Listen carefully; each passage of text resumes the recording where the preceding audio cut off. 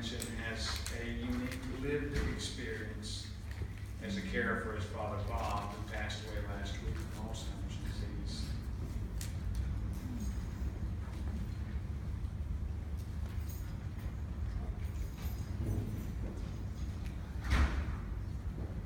Brett's founder of an online support group called Dementia Down Under, which encourages positive conversations about dementia and has over 650 members. Brett's also involved with several dementia-related committees within Colin and the Adelaide Hills, and is a proud member of the Dignity and Care Action Group. We welcome Brett here today to share his story. Brett.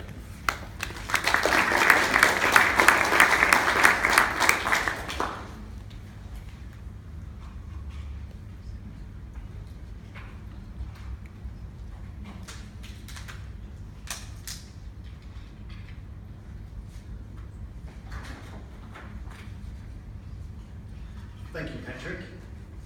Good afternoon, everyone. Dementia care. Can we do it better? I believe we can.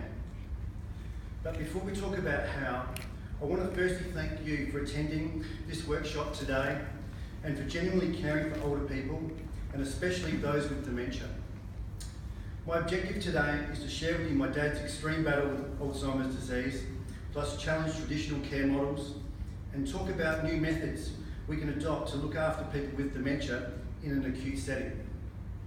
I've been fortunate to care for my dad almost every day for the last 5 years, and it's been a very, very rewarding experience. Overall, it's been very positive, and we've had many, many magical and memorable moments together, and I have got to know him on a deeper level and spent more time with him than if he didn't have dementia. But what's different about my story is that I've experienced dementia at close range for a long period of time. I've seen the good, the bad, and the ugly of the care provided in hospital, and can give a first-hand account of what really happens in both the ED and on the wards. I also volunteer at our nursing home, running the men's group. This has taught me how to communicate and interact with people with dementia. I know how older people are treated and know how they feel. They are the most vulnerable members of our community, and we still have a very, very long way to go. But now I'd like to introduce you to my dad, Bob Partington. He was 72 years old when he passed away last Monday from Alzheimer's disease. He was also the nicest bloke on the planet. He was loved by everyone.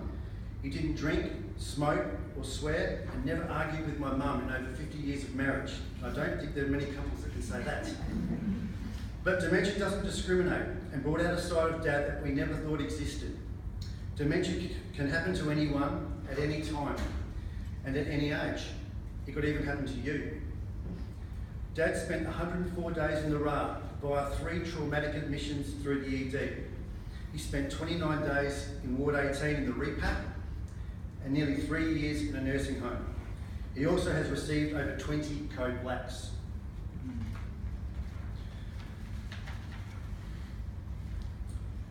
When Dad was in the ED, he received his first Code Black. He was kicking, punching, biting, spitting, and swearing. The guards grabbed him, and I'll never forget the whoosh and the energy as he was thumped onto the bed. One of the guards was so heavy-handed, he got hold of Dad's knee and smashed it into the bench. Dad was biting me at the time, but when I heard that knee crack, I turned around and told that guard to settle down. He had no idea that Dad had knee problems, and it was simply uncalled for. He could have added further injuries to an already difficult situation, but don't get me wrong, the guards are a valuable and important resource in a hospital, and I was so glad that they were around. My point is that the guards are trained to only restrain one way. Dad was treated like a drunk hooligan from Hindley Street, and it was simply not fair. His behaviour was not his fault. It was due to him being prescribed an antipsychotic medication that wasn't right for him. If our family didn't take him off that drug, he could have killed somebody. The message here is that you need to follow up regularly with the family and nursing staff when a new drug is prescribed to see if there are any side effects. If they are not reported, the person could spend the rest of their life on the wrong drug, or worse still, be sent to a mental health facility. It's just not right.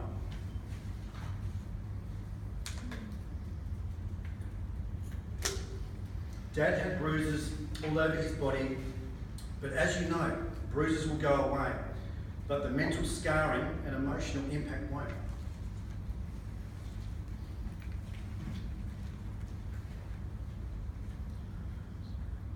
Dad was posing to the bed for 3 days straight without getting up. Can you imagine how his muscles must have felt after that? He had to go to the toilet in the bed and was code blacked every time his pad was changed. We must be able to find better ways. We were told that Dad was heading for a mental health facility, and every code black was placing him one step closer. As a family, we rallied and protected him, and we also protected the nursing staff and other patients. We stayed in the hospital most of the day to ensure that we were there for every shift change of the nurse specials who were in place 24/7 for several weeks at a time. The problem was that many of those nurses had little or no experience with dementia. This means that on some occasions we had the least experienced person guarding potentially the most dangerous patient in the hospital. We were using so many resources, it was unbelievable. You just have to add them up to 6 guards for every code black, a nurse special plus guards on the door around the clock, the disruption to the nursing staff as they tried to redirect him from other patients. This was only one man with dementia. Imagine what it would be like in the future if we don't change anything. Our family is proof that when we became involved,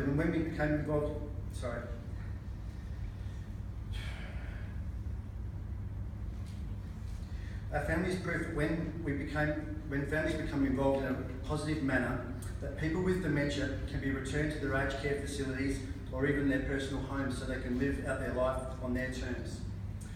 We are very proud of this fact, and we hope our commitment and relationship with the nursing staff will be the new benchmark in the future. This was Dad on Christmas Day. He had a migraine and we had to sit on the floor in the hallway just to gain eye contact with him. Dad would manically walk the hallways for up to 10 to 12 hours per day, and he must have been exhausted. I certainly was, because I was holding his hand. We had to make sure he did not hit anyone while he was walking. The staff were at risk, and so are other patients. Dad had a machine in his room that was beeping constantly. Beep, beep, beep. A little bit similar to water torture. Combine this with the patient call buzzers, and up to 20 staff packed into the nurses' station all talking at the same time. It is no wonder patients with dementia are always heading for the door. But when Dad was transferred to the repat, something amazing happened.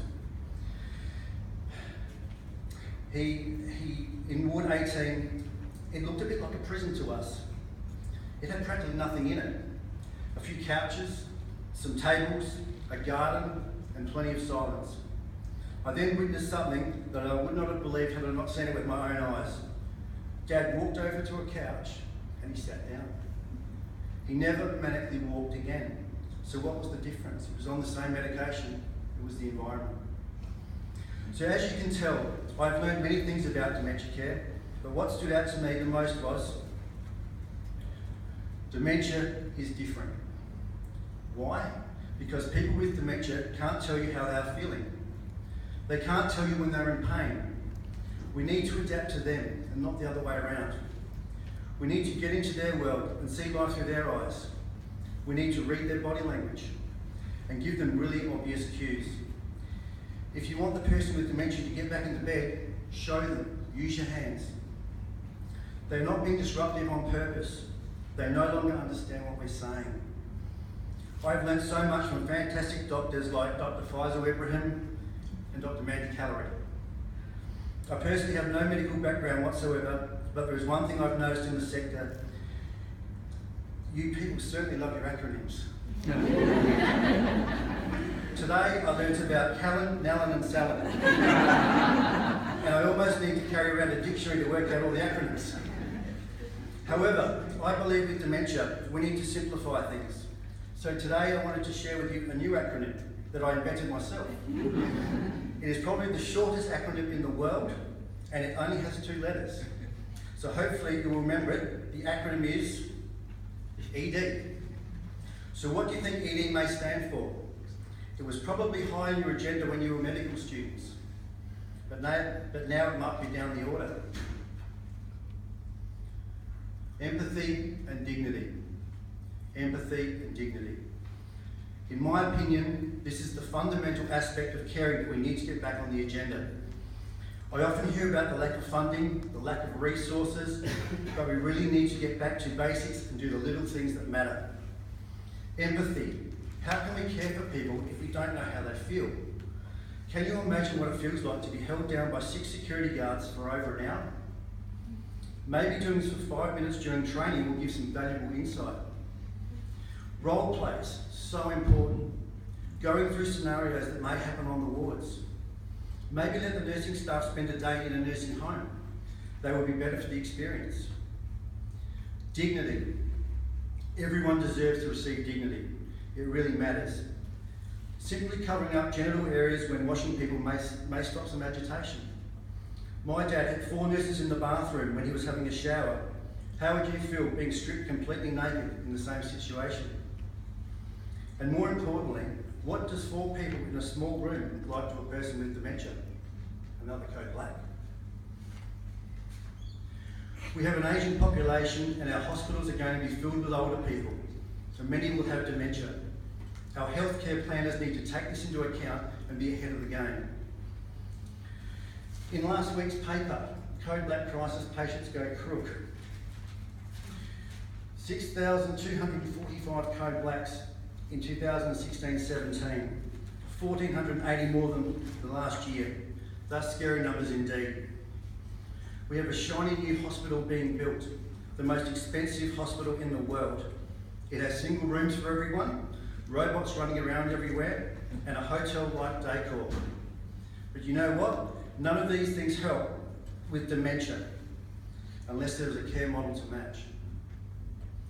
We need a new pathway into the emergency department for our older people with a quieter and calmer environment. But most importantly, they need ED, empathy and dignity, and you know why? Dementia is different. Thank you.